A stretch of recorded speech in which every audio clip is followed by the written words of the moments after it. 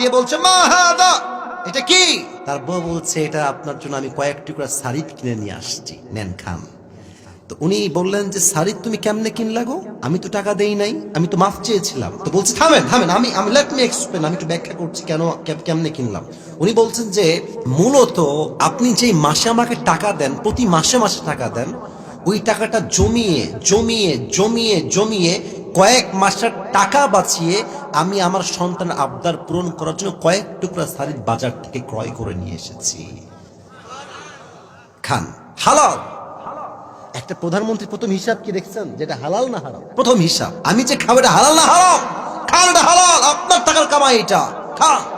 আবু বকর খেয়েছে। হাদিস তো শেষ হয় নাই, হাদিস এখনো শেষ হয় নাই।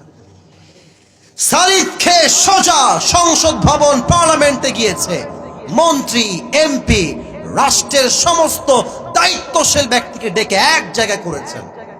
সবাই তো অবাক হয়ে গেছে, হঠাৎ করে এরকম ডাক কেন দিয়েছেন তিনি? কি ব্যাপার, কি হয়েছে সবার? বলছে, ইয়া খলিফাতুল মুসলিমিন, কি হয়েছে আপনার? এত জরুরি তলব কেন করেছেন সবাইকে? আপনি একই টাইমে সবাইকে হাজির হতে হবে কেন? বলছে, তোমরা আমায় কত বেতন দাও জানো? বলছে, স্যার এই বেতনটা আপনার জন্য সরকারি কোষাগার থেকে দেওয়া হয়। বলছে, এখনই এই মুহূর্তে আইন পাশ করো যে প্রধানমন্ত্রী বেতন এত টাকা নয়, আরো কম দিতে হবে।